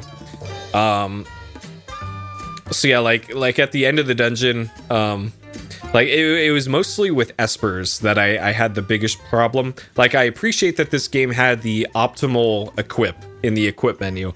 If this game didn't have that optimize equipment button in it, it would have been real bad trying to like figure out who has the best thing and who should be doing what and who can use what and going through each slot. And oh my god, this playthrough probably would have been like 3 hours longer if that optimize equipment button wasn't in this. And there are later Final Fantasies that don't have that button, but they also don't need that button. But because of the way that this one was designed and multiple characters being able to use similar gear, really necessitated that. So I'm glad they put that in there at least. And then yeah, encounter rate's a little high. for the most part, you could run away from nearly everything anyways. So even though like you get into encounters a lot, they loaded instantly, and you loaded out of them pretty much instantly. So it's kind of like, this is fine. And if you wanted to get into fights to power level or something or grind, then that's what you want, I guess, right?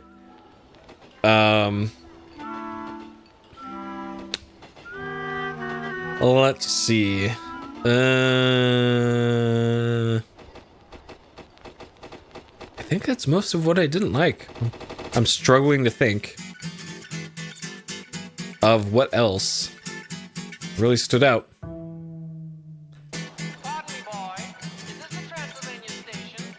Yeah, I can't think of anything else. Sure. The whole game.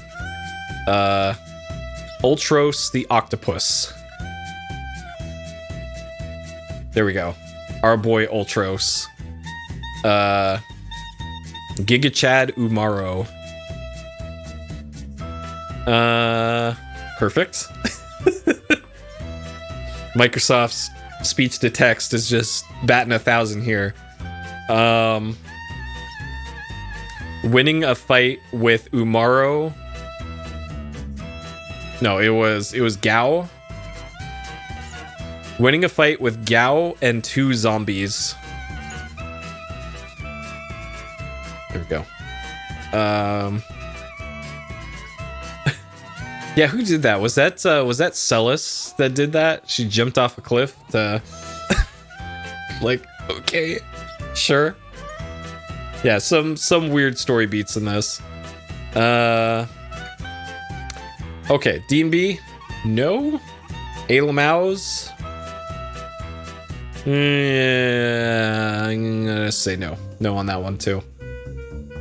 Okay, difficulties and hard. So, I mentioned this earlier, but I felt like a lot of the game, the bulk of the game was too easy, and then there was a few difficulty spikes.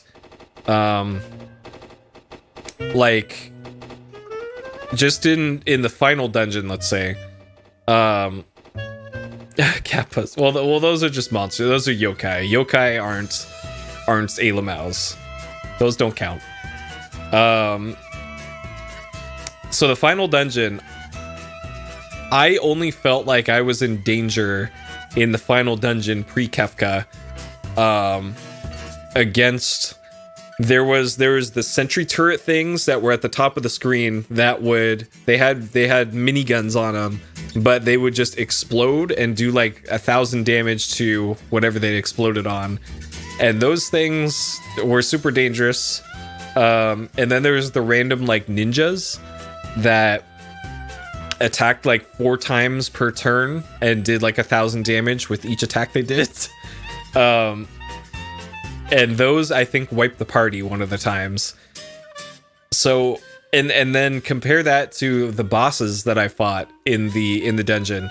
There was the gold dragon, that all you had to do was use runic on, and then you literally don't even take any damage at all.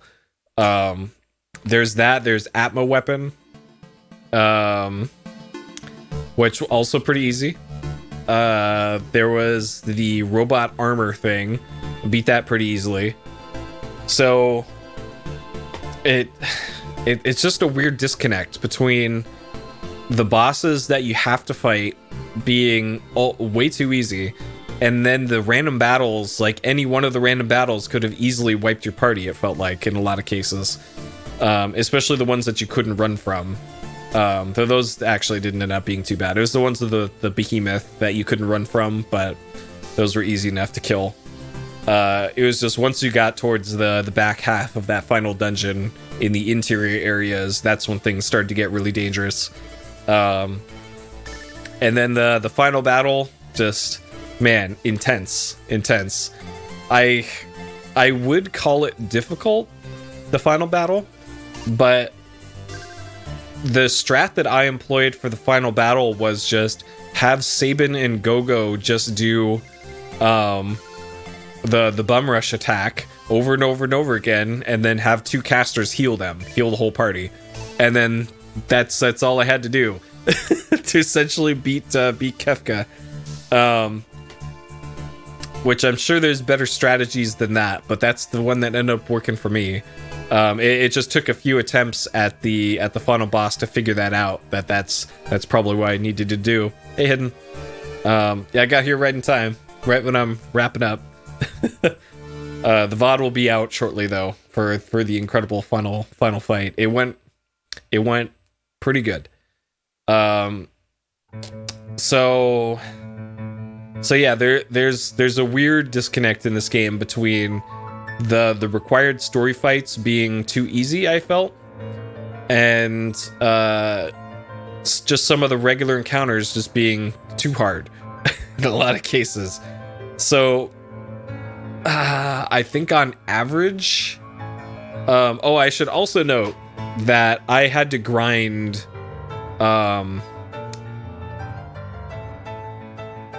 let's say twice. I think I grinded twice for maybe... So I did a grind off stream for 2 hours, and I think I grinded on stream for maybe half an hour, I want to say. So about 2.5 hours of this time was spent grinding, which that's probably actually on the low end for a lot of JRPGs. There weren't any bosses that I felt like I had to grind to actually beat or anything. I could just naturally beat the bosses that I came across. The only reason why I really grinded was to get spells on characters that I wasn't using. So damage output and HP pool, yeah. Well, the characters that benefited the most from that grind, I didn't even use in the Kefka fight. Though it did help in the final dungeon and the run up to the Kefka fight, of course. But those characters actually didn't help that much in the Kefka fight, funnily enough. So I'd say this is probably right about right in terms of difficulty. I don't think I would change too much for this. Just make things a little bit harder on the regular bosses and a little bit easier on the regular encounters, but honestly, it's pretty much fine as it is. And I know that there's if you're looking for a challenging FF6 playthrough, there's, I think, plenty of ROM hacks that mess around with difficulty and game mechanics and all that. So if you're looking for a challenging FF6 playthrough, the ROM hacking community's got you covered on that. I'm not sure if the recent remasters and different versions of this have also changed balance in any way, because there's the original Super Nintendo Super Famicom version of this that came out. There's the PlayStation version. There's the Game Boy Advance version. There is a mobile port version that came out in, I think, 2010 maybe. And then recently there's the Pixel remaster version of this. So as far as I'm aware, there's 5 different versions of Final Fantasy VI. And I know the mobile port version on iOS and Android, I think, has new art in it. So it actually looks substantially different from the other ones. And then the Pixel remaster, I think, also has some changes done to it for the graphics. The mobile port's bad because of the movement, yeah. There's a reason why I'm playing this version in particular of this one. So yeah. So my point is, if any of my complaints about the difficulty could be easily resolved by just playing a ROM hack, I guess. But as far as the standard experience that came with the game as originally intended, I think it's a little not quite right, difficulty-wise, but balanced enough that I'll call it a green here, a 3 out of 5. Okay, so prior to this playthrough, my general sentiment for this game was I didn't think it was very good. Probably would have been about here, that one right there. Probably would have been my sentiment to me actually playing, prior to me playing this. Now that I have played this, I have a much higher opinion of this game now than I previously did. The storytelling in it like genuinely moving in some parts to it. There's only so much like character and spirit and all that you can convey with limited 2D sprite work and a kind of iffy translation done by it and limited amount of text and all that. But this game does a really great job of kind of causing the player to actually give a shit about the game world, about the characters in it, which, like, compare it to, I don't know, FF8 or something. As much as I love 8, I generally couldn't give a shit about the game world of 8. Like, there's just a lot of charm to this game that I didn't really appreciate until this playthrough. As far as the battle mechanics go, I also wasn't aware of the magic and Esper system and how important that is to flexibility and character choice and ability choice. Let's see. Oh, you put a cool video in there? Okay, cool. I'll check that out. And yeah, it's the moments like the opera scene, just incredible. A lot of cool gameplay choices with having to split up the party. Like in general, for a lot of JRPGs, it's like, okay, you're gonna steadily gather a posse of characters for your ragtag band of people who are gonna save the world over the course of however many dozens of hours in an RPG. And then they're always going to be together for most of the game.